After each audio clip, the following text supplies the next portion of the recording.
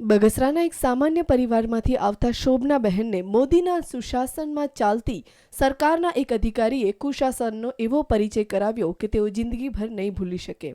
વાત એમ છે કે શોભનાબહેનની બંને કિડની ફેલ થઈ ગઈ છે અને તેમની સારવાર અમદાવાદ ખાતે ચાલી રહી છે। ઘરની પરિસ્થિતિ કફોડી હોવાથી કિડનીની સારવાર સરકારી મદદથી ચાલી રહી હતી। આ સંજોગોમાં શોભનાબહેનને જાતિ અંગેના પ્રમાણપત્રની જરૂર પડી। મારા પુત્રવધુ શોભનાબેન વીરુભાઈ કુંભાર છેલ્લા 1.5 મહિનાથી ગંભીર બીમારી એટલે કે 2 કિડની ફેલ થયેલી છે, એના કારણે અમદાવાદ દાખલ કરેલા છે। જેથી સમયમાં જાતિ અંગેનો દાખલો એમને આગળ ન હોવાથી અમે બગસરા સરકારી નિયમ મુજબ જાતિ અંગેનું પ્રમાણપત્ર પોતાના તાલુકાના મામલતદાર આપતા હોય છે। નિયમ એવો પણ છે કે જે તે વ્યક્તિએ મામલતદાર કચેરીએ હાજર રહેવાનું હોય છે, પરંતુ શોભનાબહેન તો માંદગીના બિછાને પડ્યા હતા। શોભનાબહેનના સસરાએ મામલતદાર સાહેબને સમગ્ર સ્થિતિથી વાકેફ કર્યા અને શોભનાબહેનની ઓળખના જરૂરી પુરાવા આપ્યા। તેમ છતાં અધિકારીએ કિડની ફેલ્યોર પેશન્ટને રૂબરૂ બોલાવવાની જીદ ચાલુ જ રાખી। તો આમ ક્યાંક બીજી એની કે પ્રોસિજર અમને કે પ્રોસિજર તો છે નહીં અમારી પાસે કોઈ સરકારી પ્રોસિજર એ છે કે વ્યક્તિ આવે ત્યારે અમે ફોટો પડે દાખલ વ્યક્તિની પરિસ્થિતિ જોવી જોઈએ।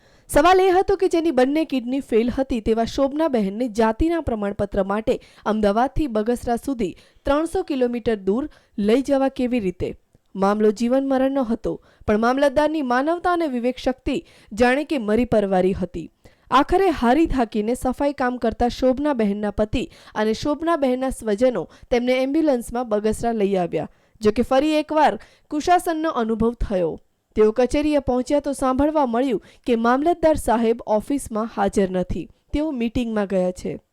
કીધું કે આ પેશન્ટ આવે એમ નથી, તો મામલતદાર સાહેબે કીધું કે પેશન્ટને રૂબરૂ અહીંયા લઈને આવો ત્યારે જાતિ અંગેનો દાખલો નીકળશે, અને હાલ એની નાજુક પરિસ્થિતિના કારણે અમે અમદાવાદથી બગસરા લઈને આવ્યા, છતાં મામલતદાર હાજર નથી।